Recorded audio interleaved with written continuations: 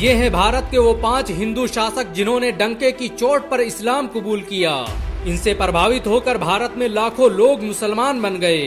भारत में इस्लामी साम्राज्य की स्थापना में इन हिंदू राजाओं का बड़ा योगदान रहा।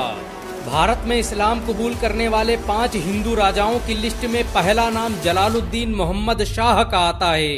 ये बंगाल के राजा गणेश का बेटा था। इस्लाम कबूल करने से पहले लोग इसे यदु गणेश के नाम से जानते थे। जलालुद्दीन मोहम्मद शाह को आज भी बंगाल का सबसे ताकतवर हुक्मरान माना जाता है। जलालुद्दीन मोहम्मद शाह ने न सिर्फ इस्लाम कबूल किया बल्कि बड़े पैमाने पर मस्जिदों और मदरसों का निर्माण करवाया। उसकी दौरे हुकूमत में बंगाल की सरहदें बर्मा तक फैल गई थीं। उसी की दौरे हुकूमत में इस्लामी लिटरेचर का बंगाली भाषा में अनुवाद किया गया। जलालुद्दीन मोहम्मद शाह बंगाल का पहला हुक्मरान था जिसने मक्का और मदीना में बंगाली मदरसे स्थापित किए।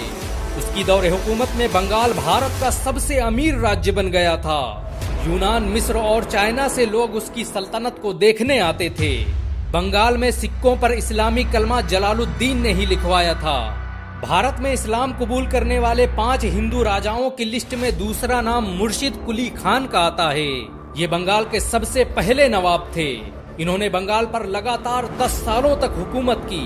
ये मुगल सल्तनत के सबसे बड़े सहयोगियों में से थे। भारत की सबसे बड़ी कारवांसराय का निर्माण मुर्शिद कुली खान ने ही करवाया था। आपको ये जानकर शायद हैरानी हो कि मुर्शिद कुली खान का असली नाम सूर्य नारायण मिश्र था। इन्होंने कई सालों तक औरंगजेब के साथ मिलकर काम किया। औरंगजेब ने ही सबसे पहले इन्हें बंगाल का दीवान बनाया था। 1670 ईस्वी में जन्मे मुर्शिद कुली खान अपने वक्त के सबसे ताकतवर नवाब माने जाते थे।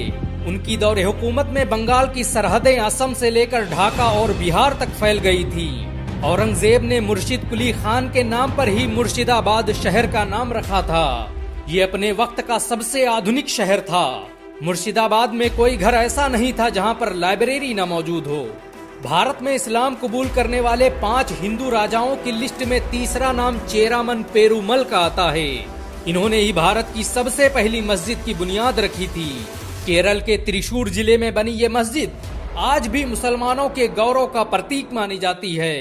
चेरामन पेरुमल का असली नाम रवि वर्मा था, जिसे भारतीय इतिहास में पेरुमल साम्राज्य का आखिरी शासक माना जाता है। ये भारत के उन चुनिंदा राजाओं में से थे जिन्होंने हजरत मोहम्मद सल्लल्लाहु अलैहि वसल्लम से मुलाकात की थी और उनके हाथों पर इस्लाम कबूल किया था।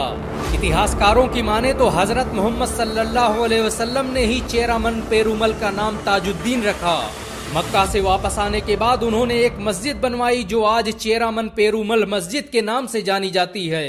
मशहूर भारतीय वैज्ञानिक एपीजे अब्दुल कलाम अक्सर इस मस्जिद में आया करते थे। भारत में इस्लाम कबूल करने वाले 5 हिंदू राजाओं की लिस्ट में चौथा नाम राजा सोनपर पाल का आता है। ये कोटला के यदुवंशी राजपूत राजा लखनलाल के बेटे और मेवात के सबसे बड़े शासक थे। इनका सिलसिला नस्ब 27वीं पुश्त के बाद कृष्ण से जाकर मिलता है। राजा सोनपर पाल ने 1355 ईस्वी में कुरान से मुतासिर होकर इस्लाम कबूल कर लिया था।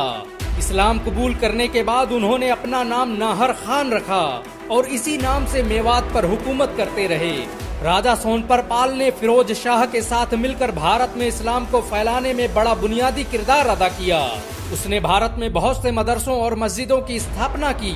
नूह के मशहूर किले कोटला का निर्माण राजा नाहर खान ने ही करवाया था। भारत में इस्लाम कबूल करने वाले हिंदू राजाओं की लिस्ट में 5वां नाम नसीरुद्दीन खुसरो शाह का आता है। 1277 में गुजरात में जन्मे खुसरो शाह ने इस्लाम कबूल करते ही तहलका मचा दिया था।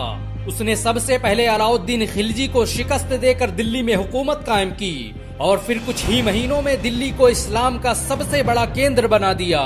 नसीरुद्दीन ने बड़े पैमाने पर मदरसों और अस्पतालों की स्थापना की। उसे 14वीं सदी का सबसे साहसी सेनापति कहा जाता है। वो इस्लाम कबूल करने के बाद दिल्ली पर हुकूमत करने वाला पहला हिंदू शासक था। उसके इस्लाम कबूल करने के बाद दिल्ली की एक बड़ी आबादी मुसलमान बन गई। इन सब के अलावा भारत में ऐसे बहुत से शासक गुजरे जिन्होंने खुलेआम इस्लाम कबूल कर लिया और इस्लाम के प्रचार प्रसार का काम करते रहे। भारत में इस्लाम को फैलाने में हिंदू राजाओं का बड़ा किरदार रहा। निजामुद्दीन औलिया के दरबार में बहुत से हिंदू राजा इस्लाम की तालीम लेने आते थे। आपको किस शासक ने सबसे ज्यादा प्रभावित किया, नीचे कमेंट में जरूर बताएं। अगर एक मुसलमान होने के नाते आपको गर्व महसूस हुआ हो तो इस वीडियो को लाइक और शेयर जरूर करें। ऐसी और वीडियो को देखने के लिए हमारे चैनल को सब्सक्राइब करें, घंटा जरूर दबाएं।